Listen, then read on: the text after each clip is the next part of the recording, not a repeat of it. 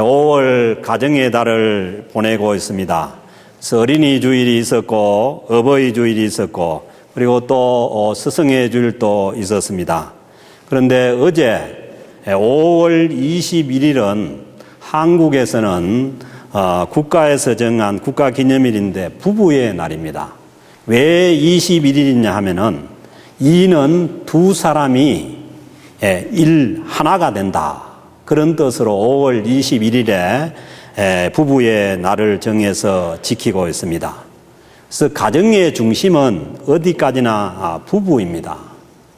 그래서 어린이도 아니고 어버이도 아니고 가정의 중심은 부부가 되는데 5월 달에 어린이 또 챙기고 또 어버이 챙기고 그렇게 하다 보니까 잘못하면은 이 부부가 소홀해져서 문제가 생기기가 쉽습니다.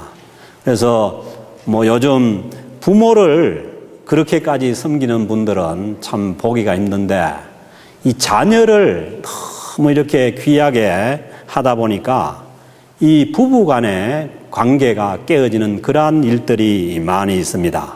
그러나 어린이도 중요하고 자녀도 중요하고 또 부모님을 섬기는 것도 너무너무 중요한 일이지만은 그러나 그런 일 때문에 가정의 중심인 부부가 깨어져 내려앉으면은 그것은 안 되는 일이죠.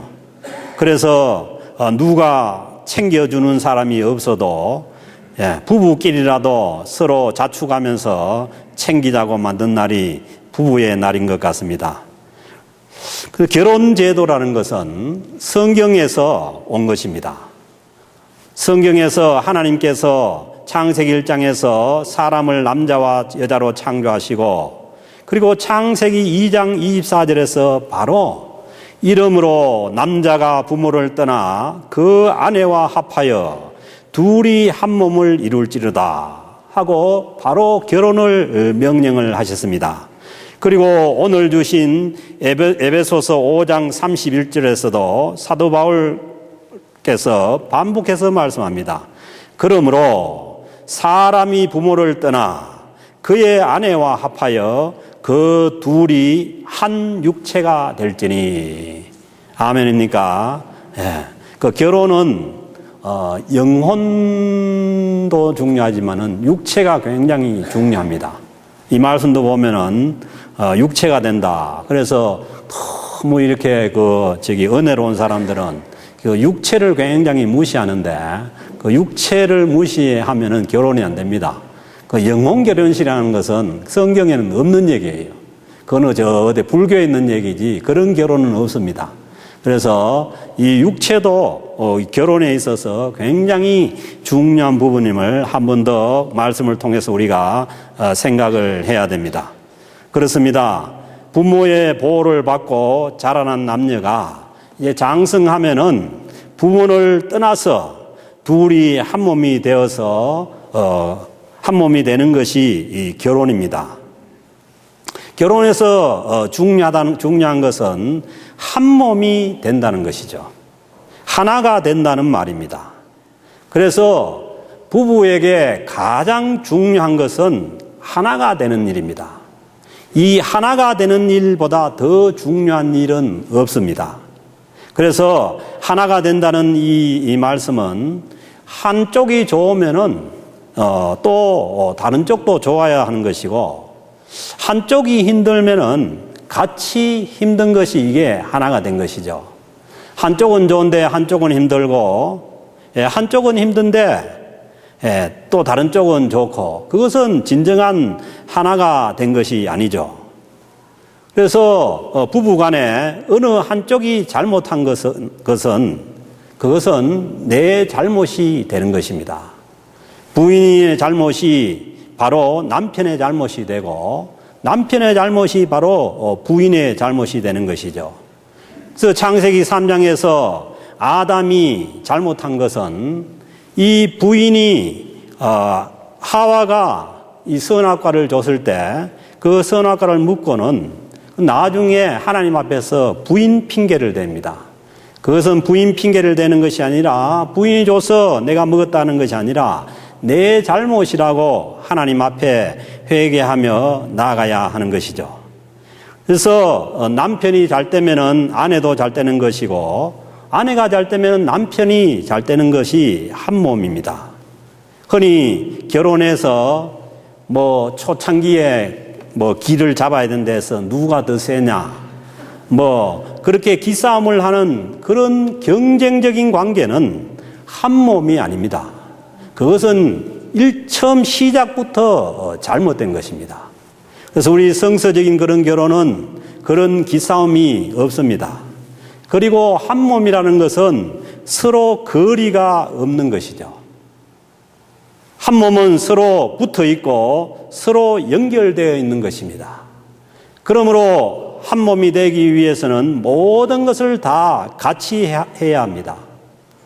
그래서 부인의 비밀이 따로 있고, 남편의 비밀이 따로 있고, 남편 통장이 따로 있고, 부인 통장 따로 있고, 이러면은 한 몸이 되기가 어렵습니다. 그래서 몸이 떨어져 있으면은 한 몸이 아니죠. 팔이 하나 뚝 떨어져 있으면은 한 몸이 안 되는 것처럼 서로 연결되지 않으면은 한 몸이 안 되는 것입니다. 그래서 부부란 어디에서나 언제나 하나가 되는 것입니다. 영혼도 정신도 육체도 다 하나가 되는 것이 부부입니다. 그래서 자녀를 돌보고 또 부모를 섬기는 데 있어서도 중요한 것은 우선적으로 부부가 하나가 돼야 됩니다. 그래서 요즘 신세대 부부들은 그렇게 하는 부부도 있다고 해요. 친정부모는 며느리, 아내가 섬기고 또 시댁 부모는 남편이 섬겨야 된다. 그것은 성경의 이 하나가 된 원리에서 비춰볼 때 옳지 않습니다. 먼저 하나가 되어서 이쪽 부모도 섬기고 저쪽 부모도 섬기는 것이 맞습니다. 그래서 오늘 주신 말씀 보면은 32절 말씀 보면은 이 비밀이 크도다. 이 남녀가 한 몸이 되고 하나가 되는 것이 큰 비밀이라는 거예요. 그리고 바울 사도께서 나는 그리스도와 교회에 대하여 말하노라. 이 예수 그리스도와 교회에 있는 이 비밀이 부부간의 이 하나가 되는 연합의 비밀과 같다는 거예요. 그래서 예수님이 교회의 머리이시기 때문에 교회는 머리이신 예수 그리스도를 떠나서 존재할 수가 없고, 또 예수님도 교회 몸인 교회를 떠나지 않습니다. 그래서 서로 연결되어서 떨어질 수 없는 관계가 예수님과 교회의 관계죠. 그 관계인 것처럼 부부의 관계도 마찬가지입니다. 그래서 성경은 분명히 말씀합니다. 에베소서 5장 23절 말씀에 보면은 이는 남편이 아내의 머리됨이 그리스도께서 교회의 머리됨과 같음이니 그가 바로 몸의 구주시니라. 남편이 아내의 머리됨이 그 예수님이 교회의 머리됨과 같다는 거예요. 그래서 부부간에도 반드시 질서가 있습니다. 성경은 분명히 남편이 부부의 머리라고 그렇게 말씀합니다. 아무도 아멘을 못 하시죠. 왜냐하면은 이 얘기를 잘못하면은 굉장히 질타를 받을 수가 있습니다. 요즘 같은 세대 그렇지 않습니다. 요즘의 세대는 그렇지 않습니다. 오히려 아내가 남편의 머리로 보이는 이런 일들이 많으니까 이 얘기를, 그러나 성경은 분명히 이 남편이 아내의 머리라고 그렇게 말씀을 하고 있습니다. 그러니까 우리가 이걸 잘못 이해해서 이 문제가 누가 더 똑똑하냐, 아니면 누가 더 능력이 있느냐, 그런 문제로 보면 안 되는 것이죠. 그 하나님의 질서입니다. 하나님은 질서의 하나님이시고 교회에도 질서가 있고 가정에도 질서가 있는데, 그런데 성경은 분명히 이 부부간에 이 아내의 머리가 남편이라고 그렇게 말씀을 하고 있습니다. 그래서 이 질서 안에서 오늘 주신 33절 말씀도 이렇게 말씀하시는 것이죠. 그러나 너희도 각각 자기의 아내 사랑하기를 자신같이 하고 아내도 자기 남편을 존경하라. 아멘을 좀 하면 참 좋겠는데 못하시. 예. 남편은 아내를 사랑하라고 말씀합니다. 그래서 남편은 아내를 사랑해야 하는 것이고, 그렇죠. 왜 우리가 결혼을 합니까? 서로 사랑하기 때문에 결혼하지 않습니까? 그리고 사랑해서 결혼하는 것뿐만 아니라 사랑하려고 결혼합니다. 그래서 요즘 이 젊은 세대는 사랑하는 것 때문에 결혼하는 것은 아는데 사랑하려고 결혼한다는 것은 잊어버리는 수가 있습니다. 사랑해서 결혼하지만은 결혼 후에도 사랑해야 합니다. 그런데 그렇게 얘기하는 사람들도 있어요. 사랑하지 않는데 한쪽이 워낙 매달리니까 하도 불쌍해서 결혼해줬다고 그렇게 말하는 사람도 있는데, 그렇지만은 결혼을 했으면은, 결혼을 하고 나서는 사랑을 해야 할 책임이 있습니다. 결혼은 사랑하기 때문에 하지만은 결혼 후에는 사랑해야 하는 책임도 따릅니다. 그러므로 결혼은 책임 행위입니다. 내가 결혼을 했으면은 서로 사랑해야 될 그 책임도 있다는 것입니다. 결혼의 또 다른 의미는 서로의 부족함을 채워주는 것입니다. 그러므로 결혼 후에 상대방의 부족함이 발견되면은 그 부족함을 내가 채우도록 해야 합니다. 성경은 항상 공동체를 이 원리로 세워가십니다. 서로 잘난 것 가지고 경쟁하는 원리가 아니라 서로 부족한 것을 채워줘서 공동체가 세워지는 그 원리를 성경에서 말씀하고 있습니다. 이것은 가정도 마찬가지고 교회도 마찬가지입니다. 교회에 각각 다른 사람들을 이렇게 많이 모아준 것은 서로 잘못되고 서로 부족한 것을 보충하라는 얘기지 서로 잘난 것 가지고 경쟁하라는 그런 얘기는 아닙니다. 그것은 세상의 원리지 교회의 원리가 아닙니다. 그래서 교회는 다양한 여러 사람들이 서로의 부족함을 채워가는 것입니다. 그래서 교회 공동체의 부족함이 눈에 띈다는 것은 그것은 바로 내가 채워야 될 그런 것입니다. 그래서 우리는 공동체의 이 그 부족한 것을 지적은 하고 나는 채울 생각을 안 하는데 그것은 잘못된 원리입니다. 왜냐하면은 그것이 눈에 띄지 않아서 채우지 못하는 사람이 많습니다. 그래서 그 부족함이 눈에 띈다는 것은 그것은 곧바로 내가 채워야 될 것이다. 그렇게 받아들이면 되는 것입니다. 그래서 결혼의 원리도 마찬가지입니다. 결혼의 원리도 두 사람을 하나가 되게 한 것은 한쪽에서 부족한 부분을 내가 채워주기 위해서 결혼을 하는 것입니다. 그래서 성경 말씀에도 보면은 성경은 여자를 남자의 돕는 배필로 만드셨다고 말씀합니다. 보세요. 누가 도울 수 있습니까? 더 나은 사람이 도울 수가 있어요. 부족한 사람은 도움을 받아야 되는 것이죠. 그래서요, 우리는 이 남자들 중에 남자가 더 여자에 비해서 낫고 우수하다고 생각하는데 그렇지 않는 것 같습니다. 성경 말씀을 보면은 특별히 남자들이 더 부족함이 많습니다. 왜냐하면은 완성도로 볼 때도 신제품이 좋은 것처럼 남자를 먼저 만들고 난 다음에 후에 여자를 만들었어요. 그리고 재료도 보면은 남자는 흙으로 만들었고 여자는 남자의 갈비뼈로 만들었어요. 재료도 여자가 훨씬 더 좋습니다.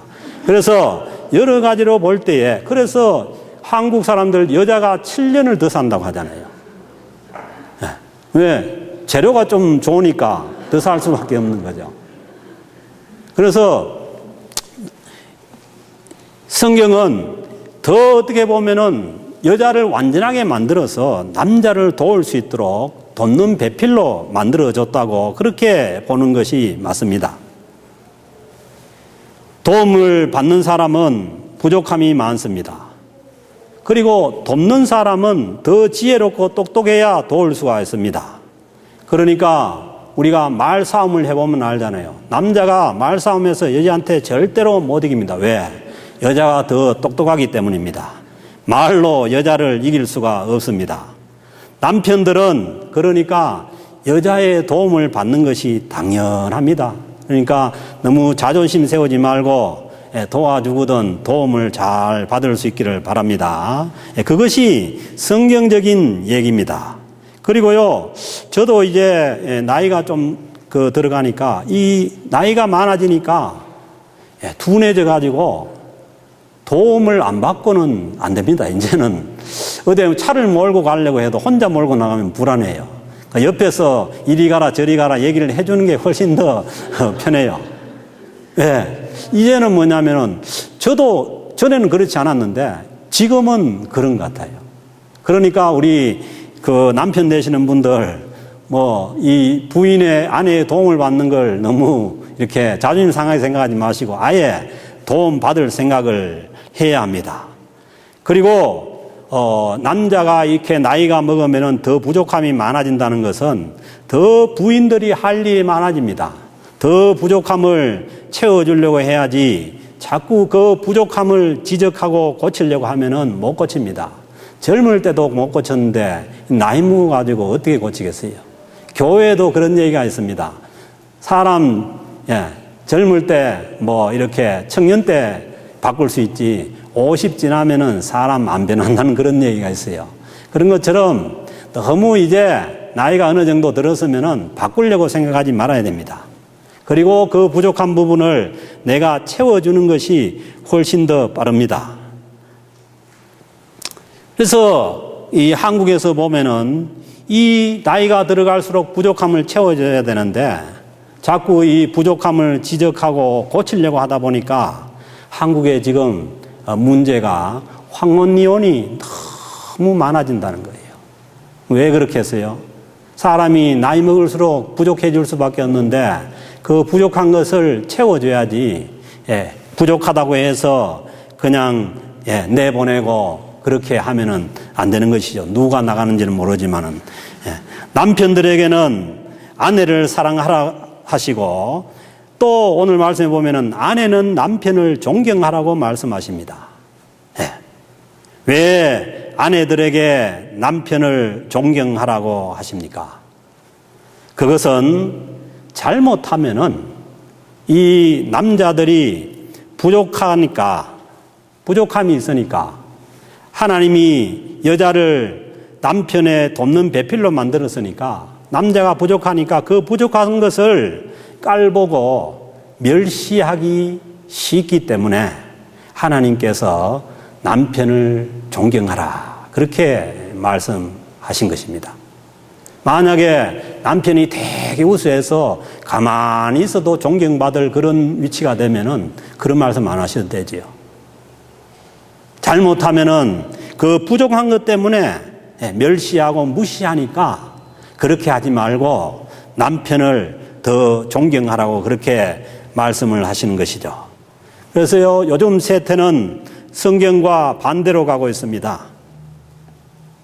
그래서 말세가 되면은 이 세태가 이 성경과 반대로 간다고 그렇게 성경에서 말씀하신 것처럼 요즘 유행하는 유머만 보더라도 그렇습니다. 60대 남편이 아내가 외출하는데 신발 정리해 주려고 나가 신발 만지다가 한 대 두드려 맞았다는 거예요. 당신 들어가 있으라고 혹시 따라 났을까 싶어가지고. 그리고 70대 남편이 부인이 외출 나가는데 어디 갔냐고 묻다가 또 한 대 맞고, 80대 남편은 아침에 일어나가지고 아침밥 언제 먹냐고 물어봤다가 또 혼나고, 그리고 90대 남편은 아침에 눈 떴다고 또 이게 이 세태가 그 세태를 반영하는 이 말들이 그냥 나온 얘기가 아니에요. 이 세상은 그렇게 가는 거예요. 그렇지만은 오늘 주신 이 에베소서 말씀 보면은 분명히 그렇게 말씀합니다. 그러나 너희도 각각 자기의 아내 사랑하기를 자신같이 하고, 아내를 사랑하고, 그리고 아내도 자기 남편을 존경하라. 그렇게 말씀합니다. 그래서 결코 우리 믿음의 사람들은 이 세태대로 살아가서는 안 되는 것이죠. 남편에게 순종하고 존경하라고 하면은 그렇게 순종하고 존경하는 것이 맞습니다. 물론 저를 비롯해서 또 한국의 모든 남편들이 잘못이 없는 것이 아닙니다. 젊을 때에 힘있고 돈 잘 벌 때 가정을 좀 등한시하고 아내를 사랑해 주지 못하고 아내를 무시한 그러한 결과가 이런 또 세태를 가져온지도 모릅니다.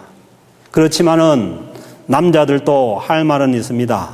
왜 그렇게 했느냐? 다 집안을 세우기 위해서 또 자녀들을 키우기 위해서 열심히 그렇게 했을 뿐이라고 말할 수가 있지요. 그러나 이것을 서로 인정하고 받아들이기가 어렵습니다. 이미 일들은 다 벌어진 일이고 이것을 어떻게 수습을 해야 합니까? 그래서 우리가 성경 말씀으로 돌아와서 주님의 그 말씀으로 돌아와서 볼 때에 이것을 해결할 수 있는 길이 예수님의 그 보여주신 사랑밖에 없습니다. 예수님께서 우리를 사랑하셔서 자기를 희생함으로 우리의 죄를 용서하시고 부족함을 용서하시고 우리의 모든 잘못과 죄를 덮어주셨듯이 우리도 용서해주고 덮어주는 수밖에 없습니다. 이제 와서 내가 잘했고 내가 잘못했고 그것을 시시비비를 따져서는 옳고 그름이 드러나지 않습니다. 그래서 이제는 우리는 덮어줘야 하고 용서해줘야 하는 것입니다. 최근에 제가 어느 일반 방송에서 방송을 보다가 참 감회 깊게 들은 얘기입니다. 80이 된 부부가 나와서 두 분이 나와서 젊었을 때 있었던 일을 회상을 합니다. 그 남편 되시는 분이 직장을 다니다가 40대에 조기 퇴직을 하면서 3천만 원을 퇴직금으로 받았습니다. 그러니까 30년 전에 3천만 원이니까 굉장히 큰 돈이죠. 그런데 그 돈을 투자를 하려고 찾다 보니까 이자를 많이 준다는 곳에다가 투자를 했습니다. 그래서요, 이자는 적정한 이자만 받아야 됩니다. 이 이자가 평균보다 높고 고이율이다 싶으면은 그만큼 뭐냐면 거기는 위협이 따릅니다. 그 이자를 100% 준다는 데는 그 100% 위험이 따르는 것입니다. 그래서요, 우리는 적정 이자를 추구해야 되지, 어디 이자를 많이 준다 해서 거기다가 돈을 맡기면 안 되는 것이죠. 그런데 이분이 그 3천만 원을 몽땅, 그 이자를 많이 준다는데 거기다가 맡겼다가 그냥 다 사기를 당해 날려버렸습니다. 그런데 이 일을 부인에게도 얘기 못하고 그냥 혼자서 끙끙거리고 앓고 있었어요. 그런데요, 그 부인이 그 남편을 보니까 낌새를 챈 거죠. 일이 어떻게 됐다는 것을 알고는 그 남편에게 전혀 내색을 안 하고 그 남편이 경영하는 그 사업체를 찾아간 거예요. 남편 친구가 경영하는 사업체를 찾아간 거예요. 그래서 거기를 찾아가서 자기가 그때까지 모아놓은 그 돈하고 또 대출을 받고 해가지고 2천만 원을 자기 남편 친구 사업장에다가 투자를 하고 자기 남편을 영업이사로 좀 써달라고 그렇게 부탁을 했다는 거예요. 그런데 그 사실을 그 회사를 경영하는 그 남편 친구와 이 부인이 비밀로 한 거예요. 네, 그때 방송에 나와서 얘기할 때에 그때 이 남편이 그 사실을 알게 된 거죠. 30년이 지났어요. 그래서 그렇게 그 위기를 극복하고 나와서 방송에 앉아있는 그 두 부부의 모습이 너무 저는 참 훌륭하게 보였고, 참 그분이 교회를 다니는지 안 다니는지 그거는 모르지만은 정말 참 그 훌륭한 분이다.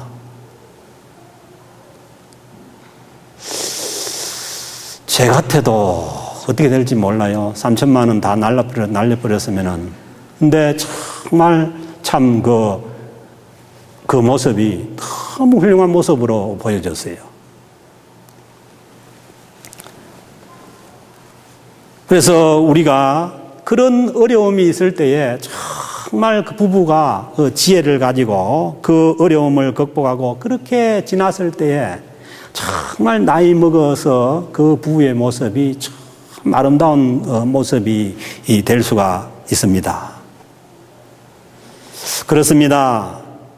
남편이 부족해도 그래도 존경하는 마음을 갖고 그 부족함을 채워줄 때라야 행복한 가정을 세워갈 수가 있습니다. 우리 사람이 사는 데 있어서 행복은 가정에서 옵니다. 우리는 어떻게 그렇게 생각합니다. 뭐 신앙생활을 잘하면 되고 돈만 있으면 되지 그렇게 생각하지만은, 그러나 신앙생활 잘하고 돈이 있어도 행복은 가정이 안정되지 않으면은 행복이 오지 않습니다. 물론 하늘로부터 주시는 은혜는 신앙생활로 받을 수가 있어요. 그리고 물질적인 축복이라는 것은 우리가 일하는 일터에 나가서 열심히 성실하게 일해야 거기에 뭐냐면 물질적인 축복이 있어요. 그러나 물질적인 복이 없다고 해서 가정이 불행하다는 얘기는 아니에요. 물질이 부족해도 가정에 안정이 있으면은 행복을 누릴 수가 있습니다. 그래서 우리는요, 신앙생활은 항상 균형입니다. 그래서 어느 한쪽만 해서 되는 것이 아니라 하나님 앞에 나와서 신앙생활도 해야 되고 은혜도 받아야 되고, 그리고 가정도 바로 세워야 우리가 행복할 수가 있고, 그리고 우리가 일하는 일터에 가서 성실하게 열심히 일해야 거기에서 물질적인 복도 누릴 수가 있는 것입니다.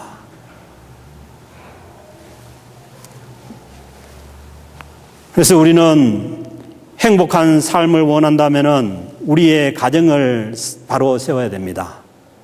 남편과 아내의 책임을 다하기 위해서 우리는 노력해야 합니다. 그리고 오늘 말씀대로 남편은 아내를 사랑하고 아내는 남편을 존경해야만 이 가정이 행복한 가정이 세워질 수가 있습니다. 사람은요, 무시당하면은 이 사람이 다 이 욕구가 있는데요. 뭐 생존의 욕구, 그 다음에 안전의 욕구, 소속의 욕구, 그 다음에 자기 성취의 욕구 있는데, 이 인정받고자 하는 그 욕구가 다 있는데, 특히 이 남성들에게는 인정받고자 하는 욕구가 굉장히 강합니다. 그런데 남자들이 진짜 견디기 힘든 것은요, 무시당하는 겁니다. 사람이 무시당하면요, 이것은 뭐냐면 이 뇌에서 일어나는 반응이 폭력을 당하는 거하고 같은 반응이 일어난다는 거예요. 그래서 어떤 사람이 탁 무시를 당하면 완전히 멘붕이 오고 깨지는 뭐냐면 뇌에서 이 큰 충격을 받는 그런 것과 같은 충격이 뇌 속에 일어나는 거예요. 그래서 우리는 안 두드려 펴고 그냥 무시하는 것은 폭력이 아니라고 생각하는데, 결과는 폭력과 같아요.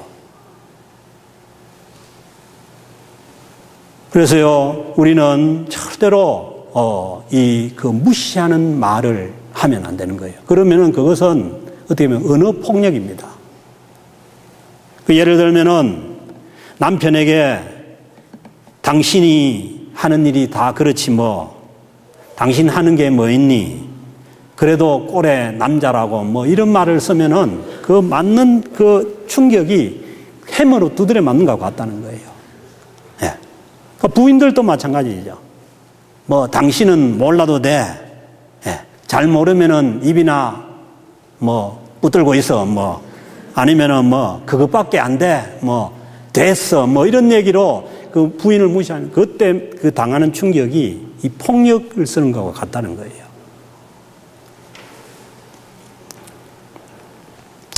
저도 최근에 이걸 알아가지고 참.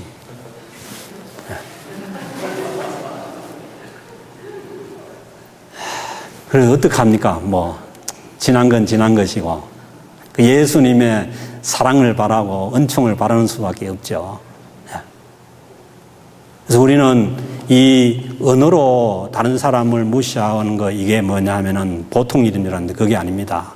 그것은 실제로 그 사람이 받는 충격은 폭력을 당하는 것과 같다는 거예요. 그래서 뭐 다른 것 오늘 말씀드린 것 다 잊어버리더라도 이거 하나 기억했으면 좋겠어요. 우리 캘거리 영락교회 우리 속한 가정에서는 이 폭력적인 언어가 사라질 수 있기를 주님으로 축복합니다. 우리가 손으로 육체로 폭력을 쓰지 않지만은 이 언어 폭력이 무섭다는 거예요. 그래서 오늘 주신 에베소서 5장 말씀은요, 성령 충만에 대해서 하시는 말씀이에요. 에베소서 5장 18절에 보면은 술 취하지 말라 이는 방탕한 것이니 오직 성령의 충만함을 받으라 하고 계속해서 이어지는 말씀이 이 가정에 대한 말씀이에요. 이 말씀 무슨 말씀이냐면은 성령 충만한 사람들은 어디 다른 데 가서 성령 충만을 뽐낼 이유가 없어요. 먼저 가정에서부터 해야 합니다. 가정에서부터 그리고 나하고 한 몸인 아내, 부부 이 사이에 성령 충만이 제일 먼저 이루어져야 됩니다. 그래서요, 21절 말씀 보면 성령 충만한 사람들은 그리스도를 경외함으로 피차 복종하라고 말씀합니다. 그래서요, 우리는 뭐 순종하고 복종하는 것이 굉장히 치사하고 그런 것 같지만 그렇지 않습니다.